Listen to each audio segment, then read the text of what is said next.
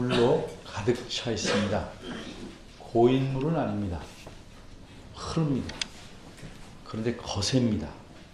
감히 누구도 끼어들거나 멈추려고 할 수 없을 만큼 거셉니다. 큰 잘못을 저지르고 급하게 도망치는 사람처럼 급하게 갑니다. 계속 흘러서 내려가고 있습니다. 수많은 사람들이 이곳에 온 지 3일째입니다. 이들이 오기 전부터 강물은 이렇게 무섭게 흐르고 있었습니다. 이맘때는 추수 때입니다.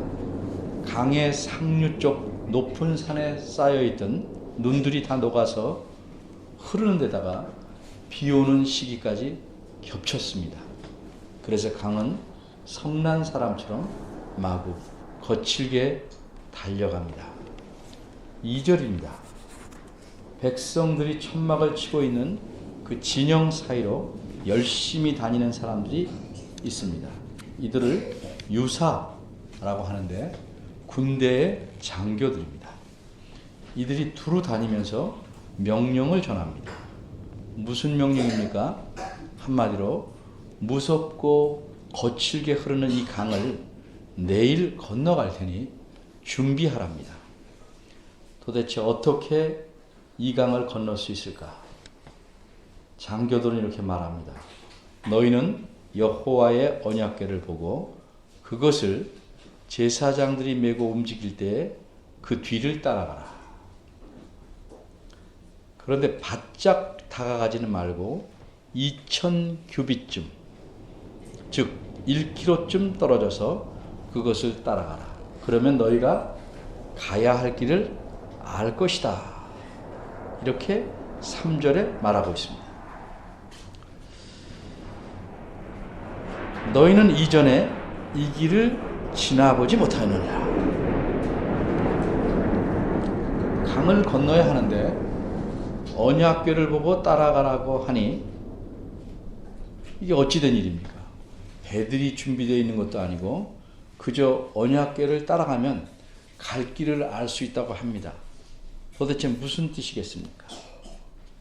언약궤는 하나님께서 함께 하신다는 상징적인 물건입니다. 실제 물건이지만 그것이 상징하는 바는 하나님께서 너희와 함께 하신다는 겁니다. 따라서 언약궤가 움직인다는 것은 하나님께서도 움직이신다 하는 의미가 됩니다. 따라서 3, 4절을 보면 내일 하나님께서 이곳에 임하셔서 어떤 일을 행하시겠다는 겁니다. 그래서 이 백성들의 지도자인 여호수아는 이렇게 백성들에게 명령합니다. 5절입니다. 너희 스스로를 성결케 하라. 이 말은 옷을 깨끗이 빨고 몸을 깨끗이 하는 것입니다. 근데 무엇보다도 백성들이 각자 자기 마음을 잘 준비해서 하나님을 맞이하라는 의미입니다. 그럼 이렇게 성결케 해야 하는 이유가 무엇인가? 5절에 말씀하기를 여호와께서 너희 가운데서 기사, 즉 놀라운 일을 행하실 것이기 때문이다. 이렇게 말합니다. 그런데 백성들이 생각할 때는 대답을 알 수 없는 질문이 하나 있습니다. 앞으로 쭉 나가면 거센 강물이 넘쳐 흐르고 있고 강 건너편에는 가나안 땅에서 가장 강한 요새다. 요새라고 할 만한 여리고성이 있습니다. 이 홍수 때에 강을 배를 타고 건너오는 것조차 불가능한데 도대체 가야 할 길을 보이시겠다는 것은 무슨 뜻인가? 백성들은 거의 다 이 말의 뜻을 모릅니다. 백성들 중에 단 2사람만 아마 이 말씀의 의미를 제대로 알고 있을 겁니다. 왜냐하면 이 2사람은 40년 전에 하나님께서 갈라놓으신 바다를 건너봤기 때문입니다. 이 2사람 외에는 애굽에서 나온 모든 어른들이 광야에서 다 죽었습니다. 이 2사람은 여호수아와 갈렙입니다. 물론 이 백성들 안에는 그 갈라진 홍해 바다를 걸러서 지나오긴 했지만 아주 어렵기 때문에 제대로 기억할 수 없는 사람들도 있을 겁니다. 하지만 생생하게 그때를 기억하고 하나님께서 지금 눈에 보이는 넘치는 강물을 어떻게 하실지를 내다볼 수 있는 사람은 오직 이 두 사람뿐입니다. 눈앞에는 정말 엄청난 물이 여전히 계속 흘러 넘칩니다. 이런 상황이 벌어지고 있는데 여호수아는 제사장들에게 이렇게 말합니다. 6절입니다. 언약궤를 메고 백성에 앞서서 강을 건너라. 어떻게 건너야 할지 방법은 말하지 않습니다. 그저 강을 건너라 하는 말뿐입니다. 정상적인 사람이 생각하기에는 이게 올바른 명령이다 하기는 힘듭니다. 그런데도 제사장들은 언약궤를 메고 강을 건너기 위해서 백성들 앞서 나아갑니다. 어떻게 여호수아는 이렇게 대책 없어 보이는 명령을 제사장들에게 할 수 있을까? 그 이유는 하나님께서 여호수아에게 하신 말씀이 있었기 때문입니다. 그 말씀의 내용은 무엇인가? 7절과 8절에 압축되어 있습니다. 7절입니다. 여호와 하나님께서 이렇게 말씀하셨습니다. 내가 오늘부터 시작하리니. 무슨 뜻입니까? 내가 오늘 하는 일은 이제 시작이다. 시작에 불과한 것이고 이 일을 시작으로 해서 계속 일을 할 텐데 그렇게 함으로써 너를 모든 이스라엘 사람들이 보는 앞에서 너를 크게 해서 모세와 같은 지도자이고 또 내가 너와 함께 있음을 그들에게 알게 하겠다 하는 의미입니다. 8절입니다. 하나님 말씀이 계속됩니다. 너는 언약궤를 맨 제사장들에게 명령하여 이르라 이렇게 말씀합니다. 요단강 물가에 도착하면 어떻게 해야 할지를 제사장들에게 명령하라는 말씀입니다. 어떤 내용의 명령입니까? 혹 강물이 크게 불어서 위험하니 특별히 나의 상징인 내가 함께한다는 상징인 언약궤를 매우 조심히 다루어라 하는 내용일까요?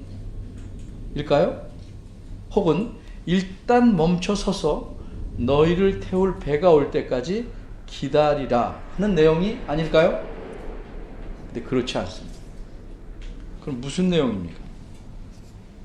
요단 강가에 서면 그냥 요단 강물에 들어서라는 겁니다. 물이 넘치는 그 강물에 그냥 들어서라. 9절입니다. 여호수아가 이번에는 이스라엘 백성 전체에게 하나님 말씀을 전합니다. 이리 와서 내게 하신 여호와의 말씀을 잘 들어라. 살아계신 하나님이 너희 가운데 계시다. 가나안의 이러이러한 족속들을 정령이 쫓아내실 것이다. 그러면 너희는 그 가나안 땅을 차지하고 거기서 하나님의 복을 누리며 살 수 있을 것이다. 그런데 우리가 여기서 생각할 것은 과연 여호수아가 말한 대로 이루어질 줄을 어떻게 알 수 있느냐 하는 점입니다. 10절 끝부분입니다. 여호수아는 이렇게 말합니다. 이 일로써 너희가 알 것이다. 무슨 뜻입니까? 이제 여호와 하나님께서 행하실 놀라운 기적을 보면 아하, 이 일이 하나님께서 앞으로 행하실 일의 시작이고 이렇게 시작하셨으니까 하나님께서 끝까지 이루실 것이다. 이것을 보고 하나님의 하신 말씀이 다 이루어질 것을 확실히 알 수 있을 것이라는 뜻입니다. 그러면 여호와 하나님께서 시작하시겠다고 하신 이 일은 무엇인가? 11절입니다. 온 땅의 주님이신 여호와의 언약궤가 너희의 앞서서 요단강으로 들어갈 것이다. 여기서 우리가 생각할 것은 요단강으로 발을 들여놓는 것은 제사장들인데 제사장들이 들어간다고 말하지 않았다는 점입니다. 왜 그렇습니까? 앞에서 말씀드렸듯이 언약궤는 하나님께서 함께 하신다는 상징입니다. 그래서 언약궤가 요단강으로 들어간다는 것은 하나님께서 어떤 일을 시작하신다는 의미로 표현한 겁니다. 어떤 일입니까? 13절입니다. 이 언약궤가 들어가게 될 것이다. 언약궤를 맨 제사장들의 발바닥이 요단 강물을 밟고 멈추면, 밟으면 물에 잠기겠어요? 안 잠기겠어요? 잠기죠. 강물에 잠기자마자 요단 강물은 멈출 것이다. 흐르던 물이 끊어지고 쌓여서 강물이 설 것이다. 여러분, 산사태가 나면 흙더미가 크게 쌓이는 것을 여러분이 보신 적이 있을 겁니다. 상상을 해보십시오. 물이 끊어져서, 넘치던 물이 끊어져서 그 흘러대는 물이 쌓입니다. 쌓인다는 말은 흙더미처럼 물더미를 이룬다는 뜻입니다. 여기까지가 여호수아에게 여호와께서 하신 말씀이고, 다시 여호수아가 백성들과 제사장들에게 전한 내용입니다. 5절을 보면 이 일이 내일 일어날 것이라고 말씀합니다. 근데 과연 내일 이런 일이 일어날까? 14절입니다. 드디어 하루가 지나고 어제 말했던 내일이 오늘이 되었습니다. 백성이 요단강을 건너려고 자기들의 장막을 떠나서 나아갑니다. 언약궤를 맨 제사장들은 백성 앞에서 갑니다. 15절입니다. 근데 여기서 특별히 강조하고 있는 사실은 그때 요단강이 어떤 상태냐 하는 겁니다. 이때는 항상 언덕이 넘칠 정도로, 제방이, 강의 뚝이 넘칠 정도로 물이 범람하는 시기라는 점입니다. 그런데 요단 강가에 머물러서 물이 줄어들 때를 기다리는 것이 아니고 가장 범람하는 이 시기에, 그래서 도무지 인간의 힘으로는 이 강을 건널 수 없을 때에 하나님께서는 이제껏 사람들이 밟아보지 못한 길을 만드시는 일을 시작합니다. 언약궤를 맨 자들이 요단강에 이르러서 물을 밟자마자 무슨 일이 벌어집니까? 위에서 흘러내리는 물이 멈췄습니다. 그리고 흐르던 물이 뒤로 밀리기 시작합니다. 그 강을 가르는, 비유적으로 말하면 그 강을 가르는 하나님의 손이 물을 뒤로 밀어냅니다. 어디까지 밀려서 물더미를 이루었는가? 16절입니다. 여기에 나타난 지명대로 말하면 사르단에 가까운 아담읍 변방에 일어나 쌓였습니다.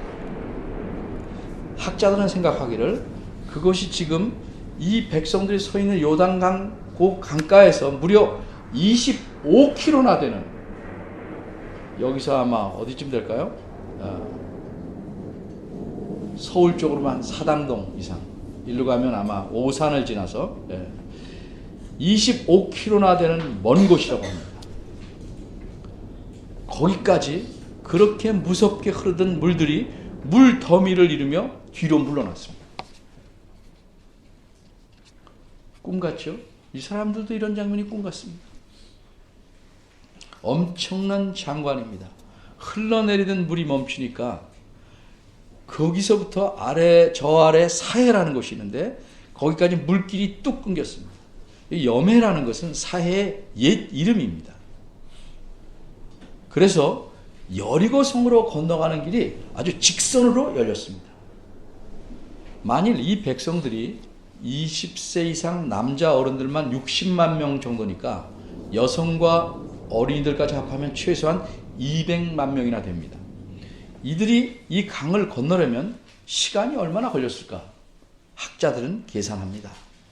이들이 한 명씩 간 게 아니고 적어도 수십 명이 갔을 텐데 수십 명이 한꺼번에 건널 경우에, 예를 들어서 1,500명이, 한 사람 폭이 1m로 계산하고 1,500명이 한꺼번에 옆으로 서서 건널 경우에, 그럴 경우에도 사람만 건넌다 할지라도 하루의 반쯤 걸렸을 것이다. 자, 이 강물은 흐르다가 잠시 얼마 동안 멈췄다 또 다시 흐른 것이 아닙니다. 오래전에 제가 텔레비에서 다큐멘터리를 보았습니다. 몇백 년 만에 오는 개기일식을 보기 위해서 사람들은 잘 보일 수 있는 곳에 며칠 전부터 와서 진치고 앉아 있습니다. 그리고 일식이 생긴 그 몇 분을 보고 와, 정말 기가 막힌 장관을 봤다, 이렇게 감탄합니다. 그런데 이곳 요단강에서 본 장관은, 놀라운 광경은 몇 분이 아닙니다. 하루의 반을 어린이부터 어른까지 모든 사람이 흐르던 물이 멈춘 강을 지나가면서 봅니다. 근데 더욱 놀라운 사실이 또 있습니다. 이제껏 물이 흐르던 곳이니까 지나가려면 강바닥이 질퍽질퍽 해야 합니다. 그래서 걷기가 매우 힘들고 발에 난 온통 진흙투성이가 되어야 건널 수 있을 터인데 전혀 그렇지가 않았다는 사실입니다. 요단강은 마치 물이 전혀 흐르지 않았던 것처럼 순식간에 마른 땅으로 변했습니다. 17절입니다. 그 마른 땅에 제사장들이 언약궤를 메고 굳게 섰습니다. 17절을 원문대로 직역하면 이렇습니다. 여호와의 언약궤를 맨 제사장들이 요단 가운데 마른 땅에 굳게 서 있다. 온 나라가 마른 땅으로 요단을 건너기를 마칠 때까지. 이처럼 도저히 사람의 생각으로는 생각할 수 없는 일이 벌어졌습니다. 물 속에, 범람하던 그 강물 속에 마른 땅이 생긴 것입니다. 여호와 하나님께서 행하신 일입니다. 그럼 이렇게 놀라운 일을 겪은 이스라엘 백성이 이 일을 보고 어떤 반응을 보였는가? 오늘 본문에는 전혀 말하지 않고 있습니다. 왜 그렇습니까? 성경에서는 사람들의 반응을 일체 쓰지 않나요? 조금 이따 말하겠지만 씁니다. 근데 오늘 본문에는 그게 없습니다. 왜 그래요? 이 사람들의 반응을 본문이 드러내려고 하지 않기 때문이에요. 반면에 이렇게 강을 건너간 사람 말고 이 놀라운 장면을 구경한 사람들이 있었습니다. 그 사람들의 반응은 성경에 기록되어 있습니다. 누가 구경했습니까? 이 놀라운 사실을 그 앞에 여리고성에 있는 사람들이 다 바라다 봤습니다. 그리고 그 소문이 가나안 땅 전체에 퍼졌습니다. 그럼 이 소문을 들은 사람들의 반응이 어떠했을까? 2장 넘어가면 여호수아 5장 1절에 그 반응이 기록되어 있습니다. 요단 서편의 아모리 사람, 요단강과 반대편입니다. 요단 서편의 아모리 사람의 모든 왕과 그리고 저쪽 가나안 땅에 또 저쪽 안쪽 해변 지중해 쪽에 가나안 사람의 모든 왕과, 그러니까 무슨 말이에요? 가나안 땅에 거하는 요단강 앞쪽 아니라 저 멀리 있는 모든 가나안 사람들이 여호와께서 요단 강물을 이스라엘 자손들 앞에서 말리셨다고 얘기했어요. 말리시고 우리를 건네셨음을 듣고 마음이 녹았다, 이렇게 표현합니다. 이스라엘 자손들 때문에, 그렇게 행하신 하나님 때문에 그들이 정신을 잃었다, 이렇게 기록하고 있습니다. 이미 여호수아 2장에서 정탐꾼들에게 라합은 말했습니다. 홍해 바다를 하나님께서 말리우신 것 때문에 여리고 사람 전부가 못 봤죠. 소문만 봤죠. 가나안 사람 전부가 마음이 녹았고 정신을 잃었다. 이렇게 소문을 듣고 정신을 잃고 있는 상태에 두려워하는 이때에 그 소문을 자신된 눈으로 요단강을 보고 확인하게 됩니다. 그런데 마음이 녹지 않을, 무너져 내리지 않을 사람이 어디 있겠습니까? 이렇게 녹아버렸기 때문에 이 사람들이 여리고성 앞으로 가자 여리고성 사람들은 성문을 굳게 걸어 잠그고 죽은 듯이 가만히 성 안에 있을 수밖에 없었습니다. 이처럼 성경 본문마다 어떤 본문은 반응을 강조하고 어떤 본문은 그것을 강조 안 합니다. 강조점이 다릅니다. 그럼 오늘 본문에서 강조하는 건 무엇입니까? 이스라엘 사람들의 반응이 아니고 하나님께서 행하신 일의 그 의미가 무엇인지를 강조합니다. 우선 17절 끝부분입니다. 온 이스라엘 백성은 마른 땅을 향하여 요단을 건너니라. 조금 전에도 직역했지만 이스라엘 백성은이 아니고 원어대로 말하면 온 나라가 이렇게 했어요. 온 나라가 마른 땅으로 요단을 건너기를 마칠 때까지. 이 온 나라라는 표현에 우리는 신경을 써야 합니다. 왜냐하면 이 여호수아를 쓴 기록자는 의도적으로 그 표현을 썼기 때문에 그렇습니다.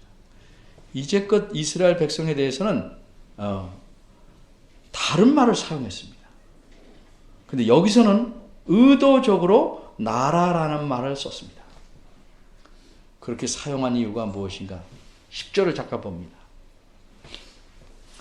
사시는 살아계시는 하나님이 너희 가운데 계시사 가나안의 이러이러한 족속들을 정령이 쫓아내실 줄을 너희가 알리라. 이렇게 말씀했죠. 이 말씀을 왜 했는가? 이 말씀과 연관된 사실이 있기 때문입니다. 이때로부터 수백 년 전에 하나님께서 하신 약속이 있습니다. 누구에게? 아브라함에게. 창세기 15장 뒷부분에 보면 하나님이 이렇게 약속했습니다. 내가 가나안 땅에 있는 모든 족속들을 그들의 죄악을 인해 쫓아내고 그 땅을 너희들에게 주겠다. 그래서 하나님은 그때 약속하신 것을 지금부터 실제적으로 이루시려고 지금 요단을 건너게 하신 일을 시작하신 거예요. 하나님께서는 이스라엘 백성을 애굽에서 건져내시고 또 요단강을 건너게 하신 것은 바로 창세기 15장에서 약속하신 말씀을 이루시려는 것입니다. 이처럼 하나님의 약속은 세월이 오래 흘러도 그 빛이 바라지 않습니다. 사람은 약속을 잘 까먹고 그런 약속한 것조차 있습니다. 그러나 하나님은 절대 잊지 않습니다. 그래서 성경은 말하죠. 하나님은 시건치 아니하신다. 더구나 그 앞에 창세기 12장 2절을 보면 하나님은 아브라함에게 또 이렇게 말씀하셨습니다. 내가 너로 큰 민족을 이루게 하시겠다. 여기서도 우리말에서는 큰 민족이라고 했는데 사실은 원어는 큰 나라입니다. 바로 이 나라라는 표현을 의도적으로 오늘 본문인 3장 17절에서 사용한 것입니다. 왜? 그 이루겠다고 하는 나라, 그 나라를 지금 이루고 있다는 겁니다. 하나님께서 아브라함에게 약속하신 그 약속이 이루어지기 시작했다는 사실을 기록자가 똑같은 표현을 따와서 의도적으로 드러내고 있는 것입니다. 나무 열매를 하나 보면 그 다음 열매도 나온다 하는 보증이 되듯이 하나님께서 이들로 하여금 요단강을 건너게 하심으로써 그리고 이 요단강을 건널 때 이스라엘 백성에 대한 표현을 뭐라고 말했냐면 온 나라라고 표현하심으로써 하나님께서 아브라함에게 약속하신 것을 이루기 시작했다 하는 사실을 강조해서 보여주는 겁니다. 좀 설명이 길었죠? 다시 한번 정리하면 오늘 본문에서 기록자가 강조하는 건 뭐냐? 하나님께서 아브라함에게 약속하신 그 약속대로 하나님은 자기 백성과 함께 계시고 약속을 이루어 주시는 살아계신 하나님이라는 사실입니다. 애굽에서 가나안 땅으로 오려면 어떻게 됩니까? 먼저 애굽을 나오려면 홍해 바다를 건너야 합니다. 그 홍해 바다 어떻게 하셨습니까? 말리우셨다. 왜 이런 표현 쓰시지 압니까? 홍해 바다도 마른 땅으로 건넜습니다. 드라이로 말리듯이 말려버리셨습니다. 이제 가나안 땅으로 들어가면 요단강을 말리우셔야 합니다. 그렇게 하셨습니다. 살아계신 하나님이 아니라면, 이 하나님께서 자기 백성을 위해서 일하시지 않으신다면 홍해바다를 말리거나 요단강을 마른 땅으로 만드는 일은 불가능합니다. 지금 살아계신 하나님이 너희 가운데 계셔서 자기 약속을 이루어 가신다는 사실을 지금 누구한테 보여주고 있는 것입니까? 홍해바다를 건너는 경험이 없는 출애굽한 2세대, 그때 아기거나 광야에서 태어났던 그 사람들에게 지금은 눈으로 보게 하시고 겪게 하십니다. 과연 하나님이 살아계시고 약속대로 행하신다는 사실을 알게 하려는 겁니다. 이렇게 해서 이스라엘은 가나안 땅으로 들어가게 됩니다. 그들의 힘이나 능력이 아닙니다. 그들이 무엇을 잘했기 때문에 들어간 거 아닙니다. 살아계신 하나님의 약속 때문입니다. 하나님은 항상 살아계시기 때문에 자신의 약속대로 이루십니다. 이 능력 때문에 이스라엘은 가나안 땅에 들어갈 수 있게 된 것입니다. 이렇게 자신이 살아계시고 약속을 지키시는 하나님이라는 것, 이것을 보여주는 것, 이런 하나님 모습이 오늘 3장에서 보여주는 모습입니다. 그런데 이제 이스라엘 백성은 다 죽고 없습니다. 그때 이스라엘 백성을 위해서 그렇게 일하시던 하나님이 지금 우리와 무슨 상관이 있습니까? 상관이 있다면 어떻게 있을까? 하나님께서는 아브라함에게 이렇게 약속했습니다. 창세기 12장 3절입니다. 땅의 모든 민족이, 땅의 모든 족속이 너를 인하여 복을 얻으리라. 이것을 우리는 표현해서 언약이라고 합니다. 언약. 하나님께서 일방적으로 약속하신 것을 보통 언약이라고 합니다. 이 약속 때문에 하나님은 지금도 여러분이 인식하든 인식하지 않든 자기 약속을 이루시기 위해 일하시고 약속한 이후로 계속 일해 오시는 겁니다. 아브라함도 죽고 이스라엘도 다 사라졌어도 하나님은 약속하신 대로 일하십니다. 언제까지? 이 세상이 끝날 때까지. 자기의 약속을 온전히 이루실 때까지 그렇게 일해 가시는 겁니다. 왜? 그분은 살아계시고 자신의 약속을 지키시는 분이기 때문에 그런 겁니다. 수많은 사건들이 그 이후에도 구약 성경을 보면 많이 일어났지만 요단강을 마른 땅으로 만들고 홍해바다를 그렇게 만들고 한 사건들보다 더 엄청난 최고의 사건을 하나님께서 이루셨습니다. 근데 그것은 믿음의 눈을 가진 사람이 아니면 그 사건의 의미와 그게 최고의 사건이라는 걸 잘 볼 수 없습니다. 제가 좀 전에 예를 들어서 개기일식을 말했는데 그 장면을 맨눈으로 보면 아마 눈이 상할 겁니다. 사람들은 다 짙은 색안경을 끼고 봅니다. 이렇듯이 믿음의 눈이 없으면 그 하나님께서 이루신 최고의 사건이 얼마나 큰지 위대한 것인지를 볼 수 없습니다. 그 사건이 무엇인지 아십니까? 살아계신 하나님께서 이 땅에 오셔서 자기 백성을 위해 죽으시고 다시 살아나신 사건입니다. 이로써 자신이 진정 살아계신 하나님이심을 입증한 사건입니다. 이건 인류의 역사상, 아니 온 우주의 역사상 요단강을 말리거나 홍해를 말리는 일보다 훨씬 큰 최종적인 사건입니다.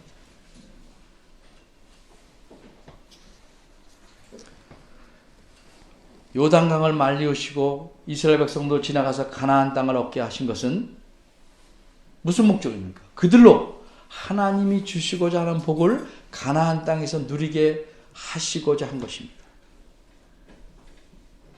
그것처럼 살아계신 하나님이 인간의 몸을 입고 이 땅에 오셔서 죽으시고 살아나신 것은 그를 믿는 자마다 하늘의 모든 신령한 복을 누리도록 하시기 위한 것입니다.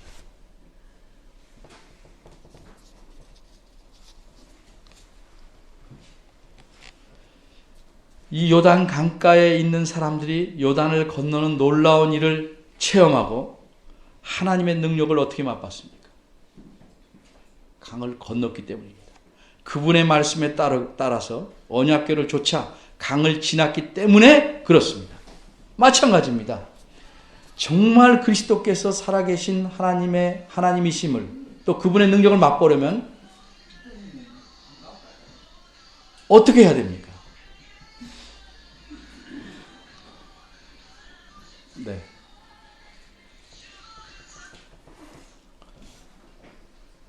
쉽게 말하자면 예수 그리스도께서 죽으시고 살아나심으로 이루신 우리를 위한 구원이라는 것은 무슨 종교적인 문제나 죄의 해결만 의미하지 않습니다. 그것이 가장 근본적이고 기본적인 것이긴 하지만 여기서 그치지 않습니다. 구원이라는 것은 이단의 문제만 해결하는 게 아닙니다. 지금 살아있는 이 땅에서 살고 있는 우리 삶의 모든 구석구석을 다 빼놓지 않고 포함하는 겁니다. 그런데 많은 사람들 생각하기를 그저 죄사함 받고 회개하고 예수 믿으면 그걸로 복이 전부인 것처럼 생각합니다. 그래서 내가 이 다음에 죽으면 천국 가는 게 얼마나 큰 복이냐? 그게 전부인 줄 생각합니다. 그런데 그게 전부가 아니고 그건 마치 집으로 말하면 토대만 쌓은 것입니다. 집 위에 건물을 없고 토대만 쌓은 겁니다. 하나님께서 우리가 이 땅에 살면서 누리도록 또 하나님의 능력을 맛보도록 하신 것은 우리의 삶의 모든 구석구석에서 다 겪게 하시기 위함입니다. 근데 그 능력대로 하려면 단 한 가지, 그분의 말씀대로 행하는 것입니다. 아주 쉬운 예를 들겠습니다. 성경 말씀에 주는 자가 복 있다 이렇게 말합니다. 이렇게 말하면 어떤 사람이 이렇게 말합니다. 그래, 복이 있을진 모르지만 주는 자는 가난해지지. 근데 그 말씀대로 믿고 그대로 행하면 주는 자는 다시 또 줄 수 있을 만큼 넘치게 됩니다. 이것이 하나님의 약속입니다. 안 해보면 모릅니다.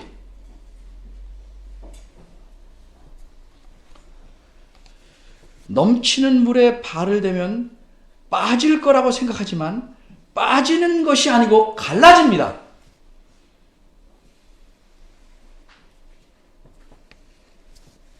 그의 말씀대로 행해야 그가 말씀하신 복과 하나님의 능력을 맛볼 수 있습니다. 그런데 우리는 항상 이기적인 생각에서 딱 멈추고 맙니다. 그리고는 내가 하나님을 열심히 섬기는데 왜 나는 요 모양으로 살까? 라고 생각합니다. 그 모양으로 살 수밖에 없는 이유가 나에게 있습니다.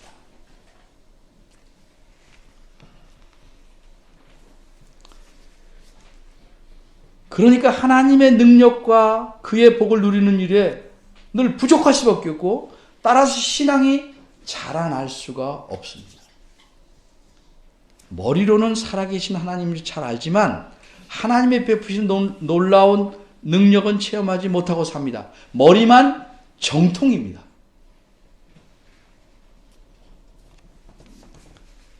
하나님께서 우리를 불러서 하나님의 자녀를 삼았는데 여러분이 자기 자녀를 놔두기만 하겠습니까? 아주 쉬운 예입니다. 하나님께서는 자기 자녀를 삼았기 때문에 우리 모든 삶 속에서 하나님의 능력을 보이시고 그 능력을 맛보도록 계획하셨다는 사실을 기억해야 합니다. 문제는 항상 우리입니다. 자기가 납득할 수 있을 만큼만, 자기가 할 수 있는 분량만, 거기까지만 순종하고 맙니다. 사실 그건 순종이 아닙니다. 자기 생각에 맞기 때문에 그냥 하는 것뿐입니다. 순종이란 자기 생각을 넘어서야 가는 겁니다.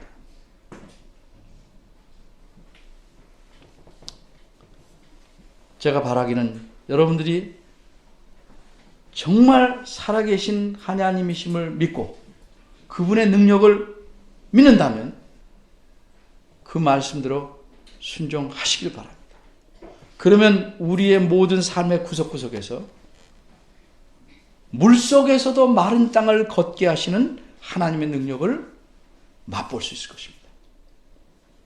그런 삶을 모두 사시기를 간절히 바랍니다. 기도하겠습니다. 하나님, 저희가 연약하고 믿음이 없습니다. 입만 살아있습니다. 생각만 바른 듯합니다. 저희를 깨닫게 하시고 살아계신 하나님, 살아계셔서 온 세상을 다스리고 자기 자녀를 철저하게 돌보시고 책임지신다는 사실을 우리가 확실히 믿게 하시고 우리의 눈에 보이는 대로 판단치 않게 하시며 주의 말씀대로 살아가게 하시옵소서. 그래서 주님의 능력을 제대로 맛보고 감사하며 살아가는 주의 자녀들이 되도록 도와주옵소서. 주의 긍휼과 자비를 간절히 바랍니다. 저희를 긍휼히 여겨 주옵소서.